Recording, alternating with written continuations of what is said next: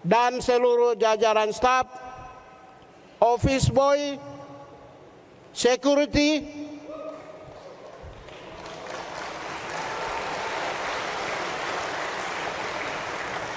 dan yang jurnalis, wartawan. Mana wartawan? Jurnalis. I love you. Saya terkenal gara-gara mereka aja ini. Saya batuk aja mereka beritain. I love you. I love you. Duta-duta besar yang hampir saya kenal sebagian besar, lebih dari 20 duta besar yang datang. Ya, mereka adalah negara-negara yang menghormati peradaban HAM. Karena itu mereka ikut bergabung dengan kami, ya.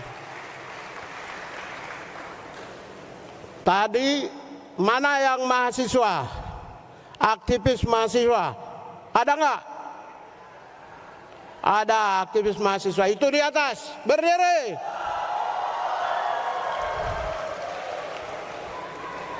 Ini tokoh-tokoh mahasiswa ini ya.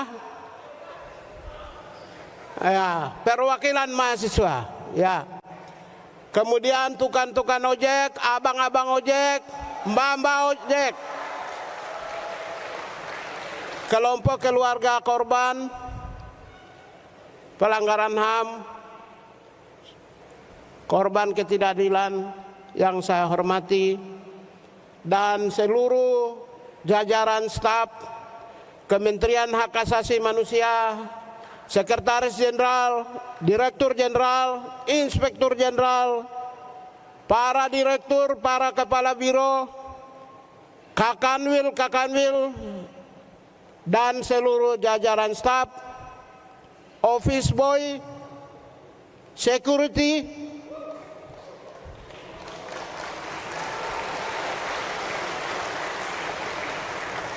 dan yang jurnalis, wartawan. Mana wartawan? Jurnalis. I love you. Saya terkenal gara-gara mereka aja ini. Saya batuk aja mereka beritain. I love you.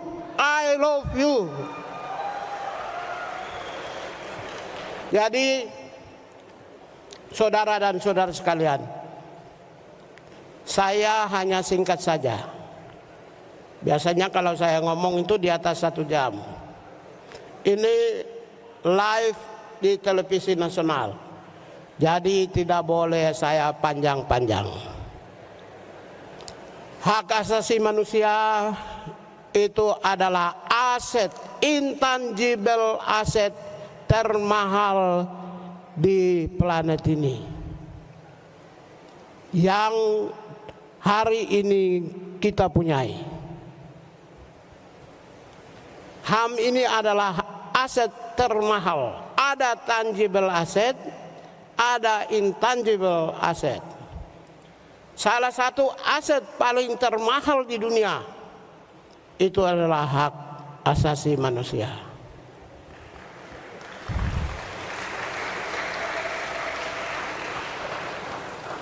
Saudara dan saudari sekalian membayangkan, waktu saya dampingi Presiden Prabowo Subianto di UN General Assembly di New York, semua orang mata di seluruh Indonesia, seluruh dunia berpaku kepada orang-orang yang muncul dan tampil pada saat itu. Presiden Macron, Perdana Menteri Kanada, Perdana Menteri Australia, hampir negara-negara Amerika Latin, Amerika Utara, Afrika sebagian, Asia sebagian, negara-negara Eropa mengucapkan, mengungkapkan penderitaan yang dialami jeritan kemanusiaan bangsa Palestina.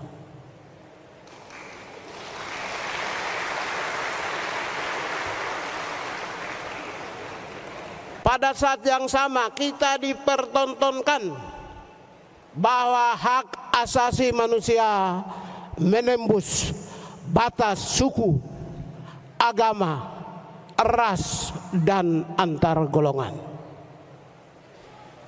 Bukankah kita,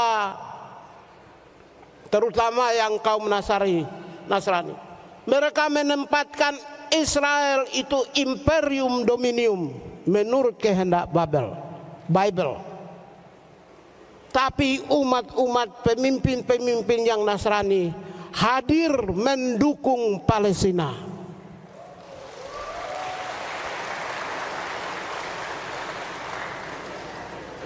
Itu hanya karena human right. Hanya karena human right. Saya ini Katolik.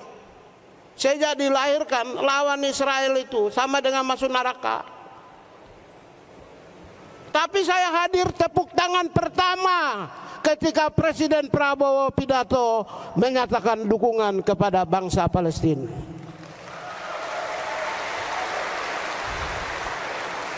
Hanya karena human right.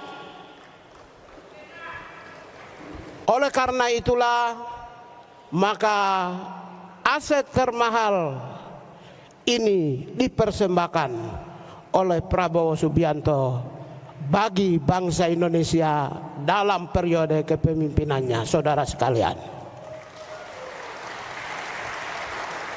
Membentuk Kementerian Hak Asasi Manusia adalah legasi besar dan tonggak sejarah sebagai sumber pusat perdamaian peradaban bangsa Indonesia sebagai bangsa yang bermartabat hak asasi manusia.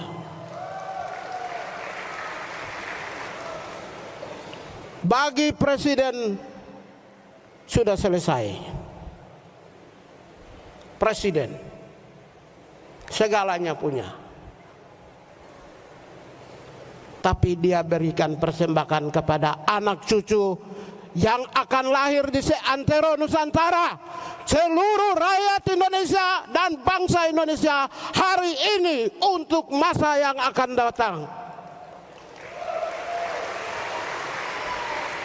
Legasi besar, legasi monumental, dengan berani membentuk Kementerian Hak Asasi Manusia.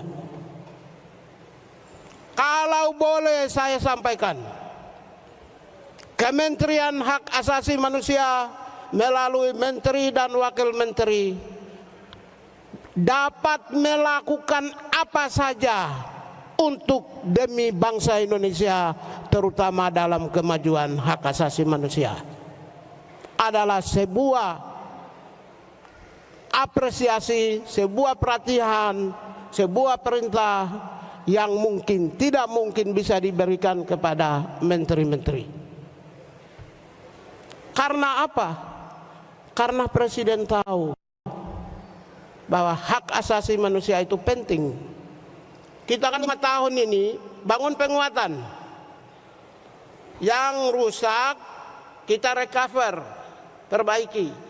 Yang bagus kita pertahankan, maintenance. Yang tidak ada kita bangun 5 tahun. Setelah itu 5 tahun berikutnya akselerasi sampai 2034. 5 tahun berikut kita mempengaruhi kawasan. Baru 5 tahun terakhir kita leading di tingkat dunia. Bagaimana mungkin kita leading di tingkat dunia kalau pemimpin-pemimpin tidak prominent dalam demokrasi dan hak asasi manusia, kalau hari ini kita tidak mempersiapkan diri?